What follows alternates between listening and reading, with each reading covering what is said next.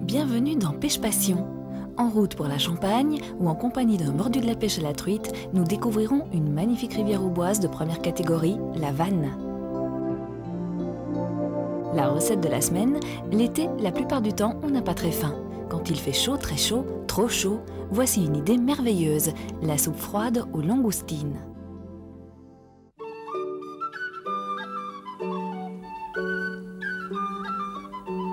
Aujourd'hui, nous irons en Champagne pêcher la truite en compagnie de Claude Tardy, qui nous fera découvrir la Vanne, une magnifique rivière auboise de première catégorie, affluent de l'Yonne. Même en été, Claude Tardy pratique de préférence au verron mormanier. Il sait que les grosses truites se font le plus souvent prendre grâce à cette technique. Nous sommes à Estissac, au moulin d'Aiguebaude, qui fait pisciculture, et nous sommes sur la rivière la Vanne, qui est une rivière de première catégorie. Uniquement de la truite ici, avec truite arc-en-ciel, truite fario, et saumon de fontaine. Il y a un peu de brochet. Mais plus on descend sur l'embouchure où elle se jette dans l'Yonne, plus il y a de poissons blancs, de perches, de chevenne. Ici, nous sommes à 4 km de la source. Et il y a déjà trois petites rivières qui se jettent dans la Vanne, donc qui la rend déjà assez. Chaque village a une société. Il y en a en privé, il y en a en fédéraux. Et à peu près une douzaine de kilomètres pour arriver à la limite de l'Yonne. Ce qui représente 6 sociétés à peu près en 3-4 km chacune. Le problème le plus couramment rencontré quand on pratique le verron mormanier en été est que l'on attrape davantage de salades que de poissons. Certaines montures prévoient des dispositifs anti-herbes aussi ingénieux qu'efficaces qui font glisser le verron sur les herbes sans les accrocher et ne gênent en rien le ferrage lorsque la truite se saisit du verron. En été, les truites ne sont pas très actives au cours des belles journées ensoleillées. En plein jour, la meilleure technique est de les chercher dans les courants, de préférence dans des endroits ombragés.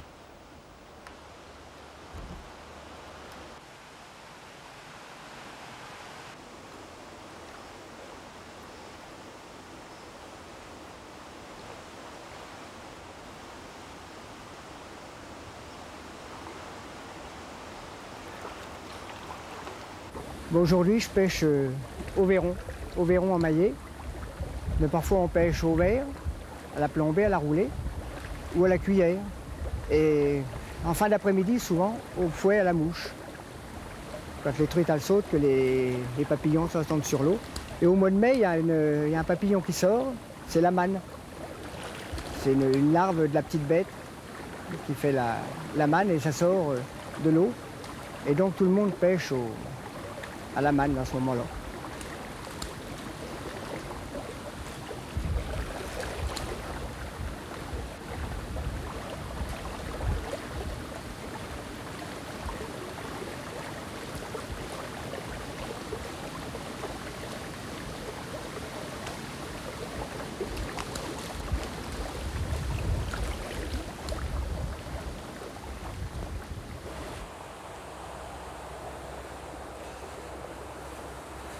Elle m'a complètement décapité mon verron. Ça fait 2 fois qu'elle vient dessus.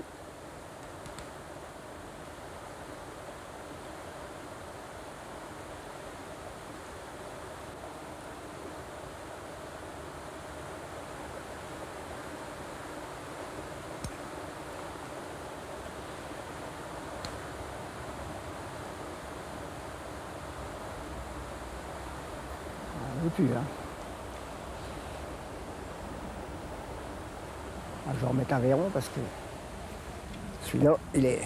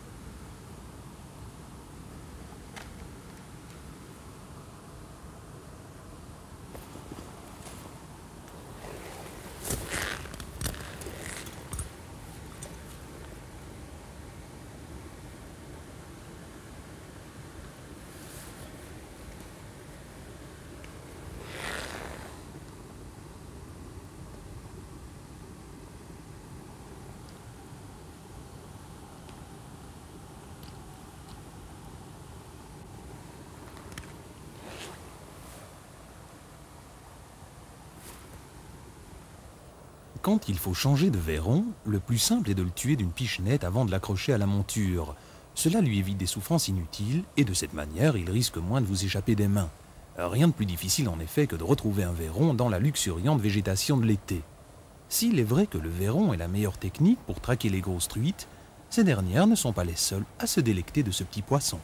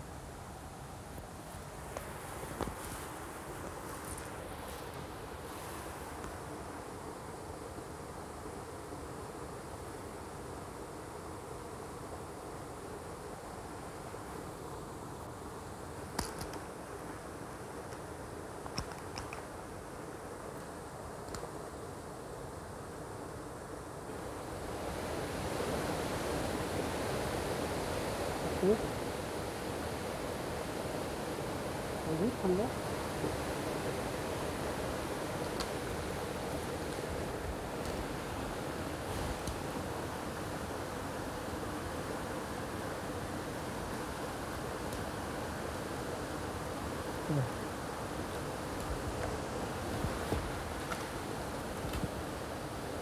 C'est machine, une truite qui a 1 an, à peine. Il y en a plein de la petite comme ça, dans les courants.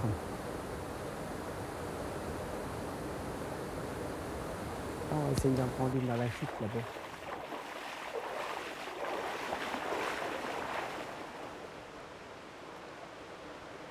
On va arriver à en faire venir une quand même.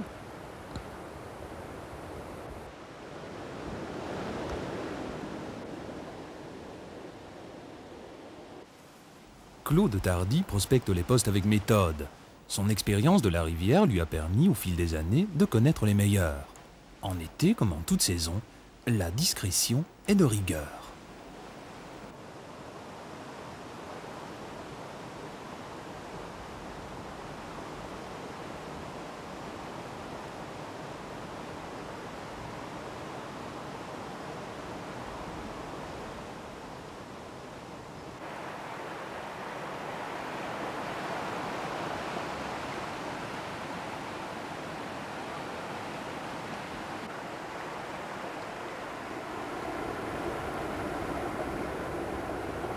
Ah, elle est décrochée.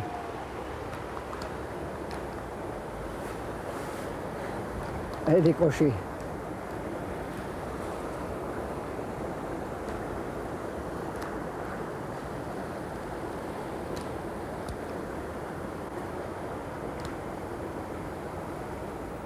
Une grosse truite a attaqué le vairon sans toutefois se faire prendre. Reviendra-t-elle à l'attaque une deuxième fois? Si sa méfiance a été attirée, elle restera bouche cousue.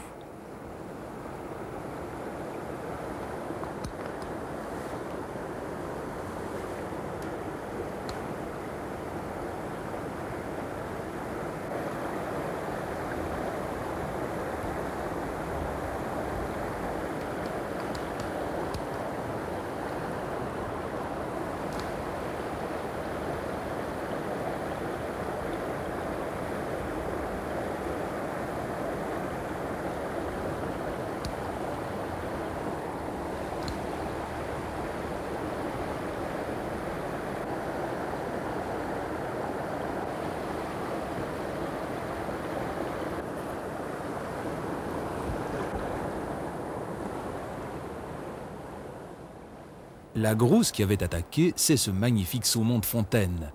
Un des avantages de la pêche au vairon mort manié est que le poisson est quasi toujours pris dans la bouche, donc pas endommagé. Si on souhaite le relâcher, on peut le faire sans problème.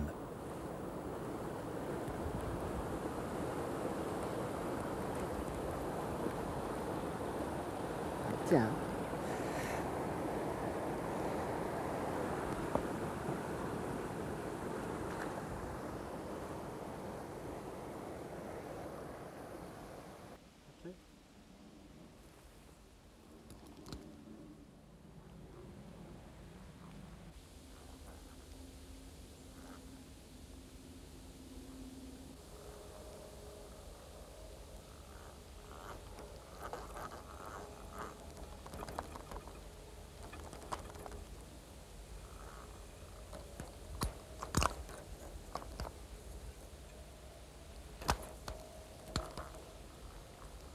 C'est dans ces virages que j'ai pris ma plus grosse truite.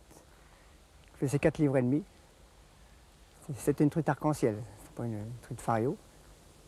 Et je l'ai prise au Véron. Alors ça, c'est déjà débattu pendant un bon moment. Sur 20 centièmes, ça valait le coup. Il y en a quelques belles, on en prend souvent, les truites d'1 kilo, 1,2 kg. C'est assez fréquent. Quand on fait une bonne saison, on peut faire une saison de 100, 120 truites dans la saison.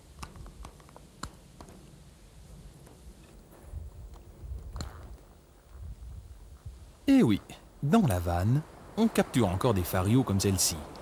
Ici comme ailleurs, de telles prises restent exceptionnelles. Si vous pêchez la truite l'été, vos meilleures chances seront à l'aube ou au crépuscule.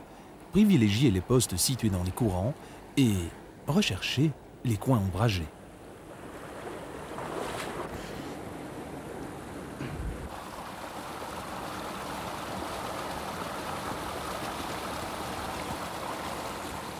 On va en partir.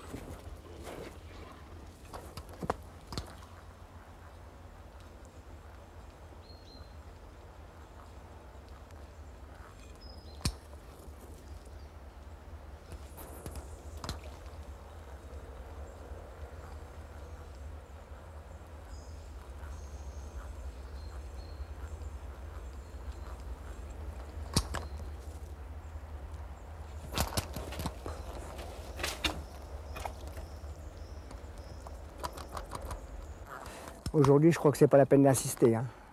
On arrive un petit peu en retard. Il faudrait venir au petit jour, quand les truites elles sont encore en train de manger dans les coulées, au bord des herbiers, tandis que là, elles sont cachées dans les grands herbiers qu'on voit là, et avec la chaleur. Et elles ressortiront un petit peu avant la tombée de la nuit, ce soir, pendant 1 heure, pour manger et puis se défouler un peu. Mais là, à cette heure-ci, sur le coup de midi comme ça, c'est rare qu'on fait des belles pêches. Parce qu'elles se cachent. Il y a passé déjà un peu de monde, tout ça, j'ai entendu du bruit. Parce que c'est vraiment sauvage comme truite. Si on passe pas le premier, vous savez, on n'a pas de chance de... Vraiment un coup de veine qu'il y en a une de sortie, quoi. Elle veut le rien.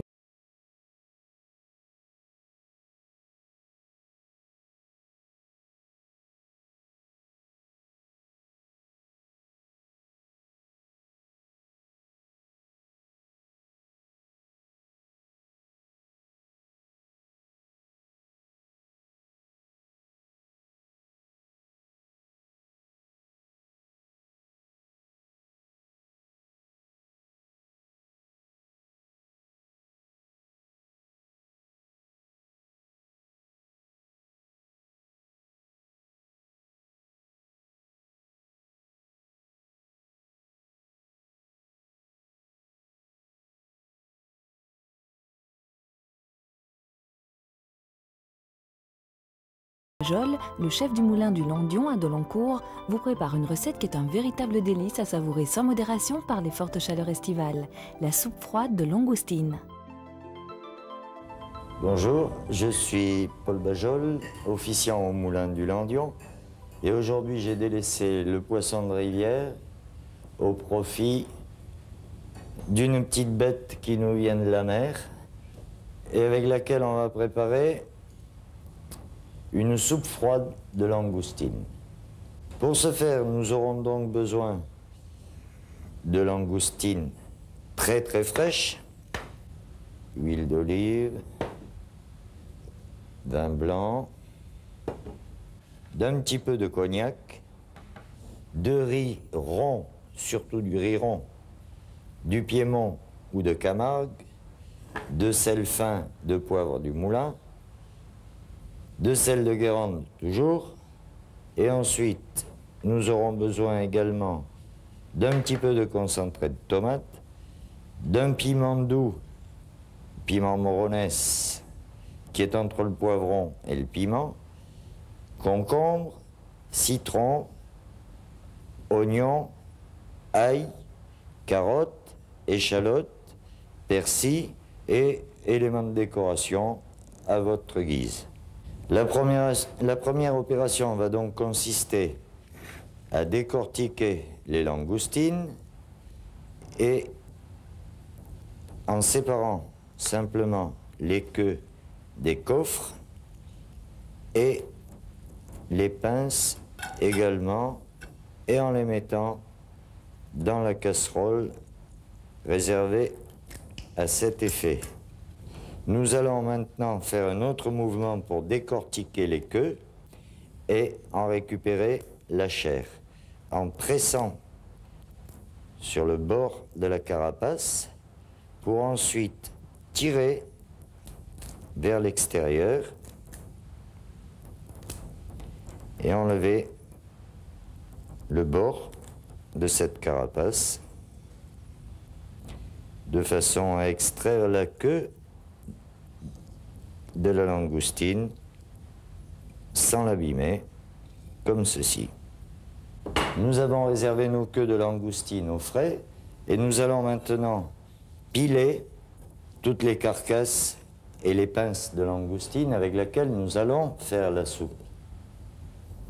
Pour cela, un rouleau à pâtisserie fait parfaitement l'affaire dans la mesure où il est bien plat et bien propre.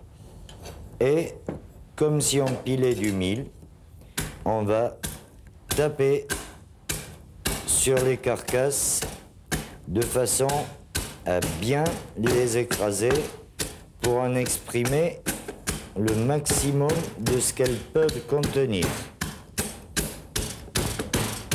Les langoustines étant pilées, nous allons les arroser d'huile d'olive et commencer à les faire saisir sur le feu très vif. Ceci étant fait, nous allons préparer notre garniture pour la cuisson de la soupe, c'est-à-dire un petit peu de carottes, un petit peu de persil haché grossièrement, une pointe d'ail,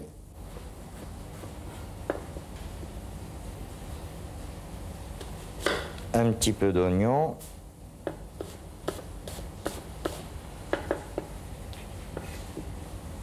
et un petit peu d'échalote.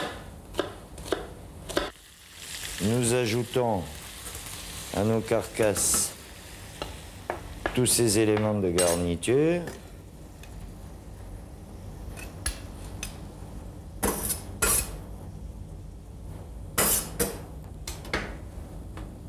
Un petit peu de riz qui va servir tout simplement à lier la sauce, ce jus qui va servir à faire la soupe. Nous allons y ajouter tout de suite du sel de Guérande et le cognac, plus un petit peu de vin blanc, et nous allons remettre ceci à réduire légèrement pour laisser les vapeurs d'alcool s'évaporer.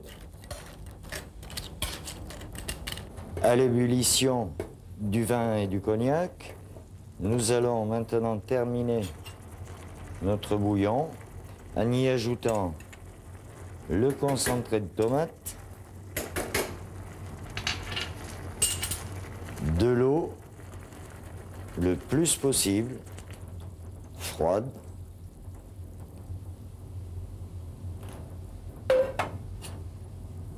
Et nous allons laisser cuire tout doucement pendant 1 heure environ avant de terminer la préparation de la soupe. Nous allons terminer les derniers éléments de la soupe en préparant quelques lamelles de concombre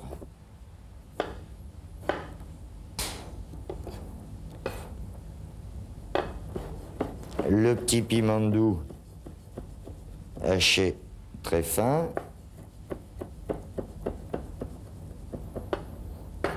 et un petit peu de persil.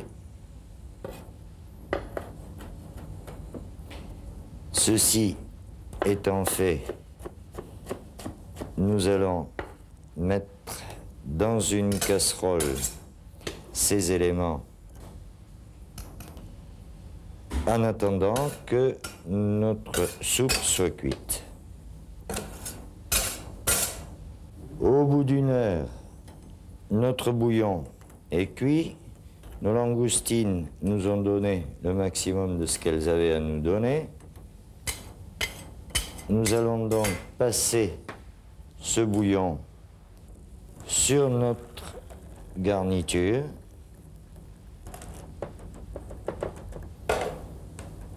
En pressant légèrement pour vraiment récupérer tout le jus. Et nous allons remettre un petit peu sur le feu, juste le temps de cuire les concombres qui doivent être à peine cuits pour conserver leur goût de concombre presque cru. Voilà, la soupe est prête. Nous n'avons plus qu'à l'aide d'un mixeur ou éventuellement une passoire, broyer les éléments pour en faire une soupe vraiment homogène. Alors dans cette soupe qui est maintenant encore très chaude, nous allons plonger nos queues de langoustine crues, juste le temps de les récupérer et de les dresser sur le fond de l'assiette. Il ne faut pas qu'elles cuisent trop, elles doivent rester translucides.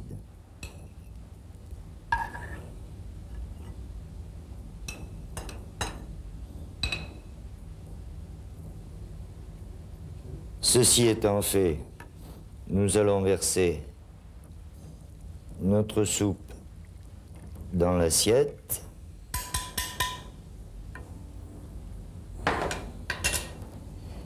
Et la mettre au frais dans notre frigo pendant un minimum de 2 heures. Si c'est plus, c'est mieux. Plus elle sera froide, meilleure elle sera, et plus agréable à déguster, surtout en été.